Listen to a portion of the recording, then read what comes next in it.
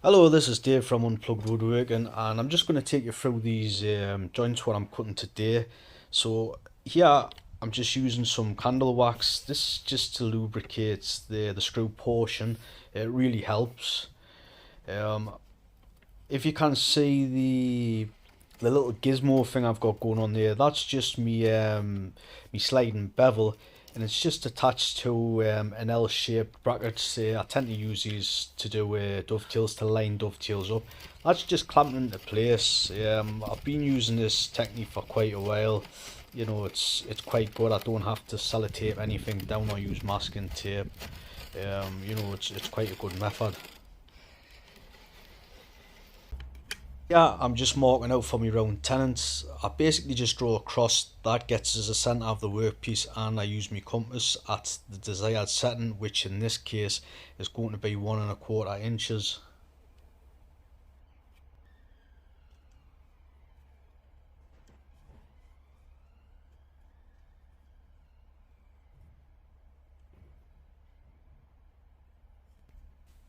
I mark out for the length of the tenons. So when you're doing this, it's always a good idea to leave extra on your tenons, especially with this being an angled one. I use my marking gauge, I scribe some lines, and this is just basically for me saw to follow, so I know where I'm cutting for the thickness of the tenon.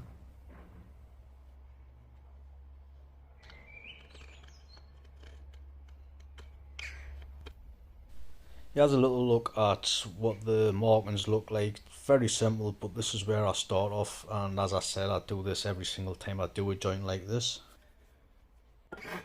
Now I just cut the shoulder lines. At this point I'm only cutting to a pencil line. I'm not going to use a knife hole at this point. It will become evident a little bit later in the video. You can also see that I'm not using any clamps or obviously any vices. I'm just using a rubber mat. The rubber mat works extremely well. As you can see, you know, you're able to lift and turn it. It's very quick. For those of you without a Japanese saw, this is how you would do it traditionally with a tenon saw. Obviously you create a line at the top, then you drop it at an angle. You do this at both sides of the cheek, and then you take it straight, and this is how you would cut it. But I like to use a Japanese saw, so this is how I do it with a Japanese saw. So as you can see, I'm actually tilting it the opposite way. This does actually look awkward, but it's not, and it does actually allow us to get some good tracking. Once I've created the curve, I'm able to track the other side because I can visually see it, and that's how I would do it. Once I've got the basic square shape of the tenon, I then like to make it hexagonal, and how I do this is just by cutting down the corners of the tenons. Now, I don't bother with pencil lines, I don't bother with gauge lines. If you want to do this, you could, but I've done it that many times now. I've had that much practice in doing this. I can actually get some quite straight lines without a pencil line or without a gauge line, and it obviously makes the process that much quicker.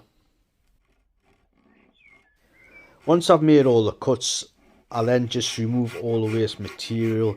I just turn the saw on its side and make some shoulder cuts. At this point, I'm not too concerned what the shoulders are like because there will be secondary shoulder cuts made. A little bit later, you will see that in the video. So at this point, I just leave everything clamped up. It just makes things go that much quicker rather than unclamp them and then clamp them back up.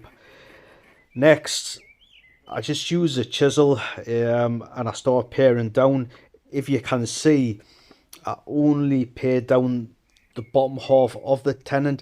This is because this is glued up and it's not truly straight, so if I start at the top there is a problem, and the chisel might be pulled in with the grain.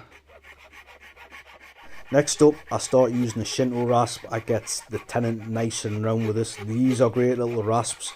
If you are interested, there will be a link in the description. It is an affiliate link. There's also some links to some of my other tools what I use from Amazon. Some of them are really quite good, so if you want to check those out, there will be a link in the description.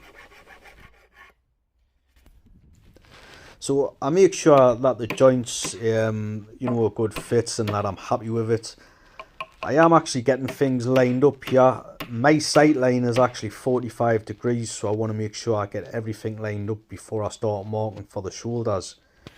Once I'm happy, I just use a pencil. The pencil is basically just sellotaped with masking tape, basically, you know, to a couple of pieces of wood. And I'm just getting, this just allows us to get the height. This is exactly the same process that I use if I was to level some legs on, say, a coffee table. It's really quick, and obviously it gives us the lines. So now I start making some knife holes. So with the pencil marks I've done, I'm just following those up with a knife, and basically this gets us a nice clean crisp line, which I want for the joints. So with the angle, I've basically just setting me sliding bevel up to the angle that I need. It's also a good thing to note that sometimes if you're going to square across just using a normal square, sometimes you can't do that depending on how well you've lined things up, and you might have to use a sliding bevel to get you 90 degrees, which might actually be more like, you know, like 95 degrees, something like that. Next, I'm just using me chisel just to create a nice valley, and this is just to help the source you know, stay on track while you're setting your cut away. Now I'm just cutting the secondary shoulder lines, so this time I do take a bit more care.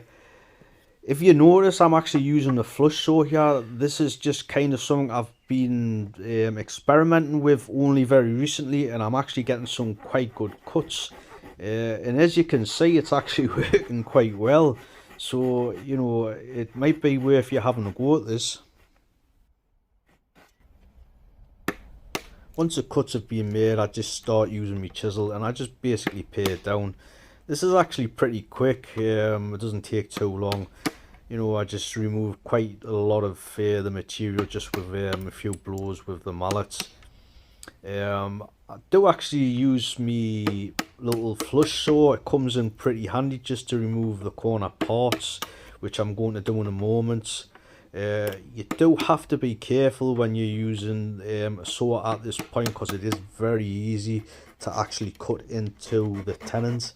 If you do that, you're just going to weaken the tenon, and it's not something you want to do on legs, basically.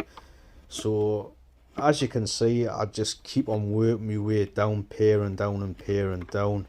You know, as I said, it doesn't take long.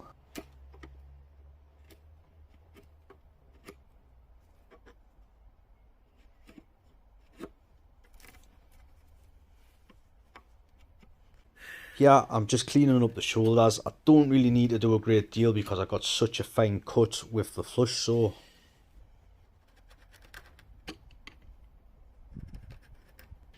Now I'm ready to fit the thing. This particular case, I was very lucky. It got a really decent fit first time. It doesn't always end up like that. That's it for this video, guys. So leave a comment. Don't forget to give us a thumbs up. Let us know what you want to see in the future. Thanks for watching.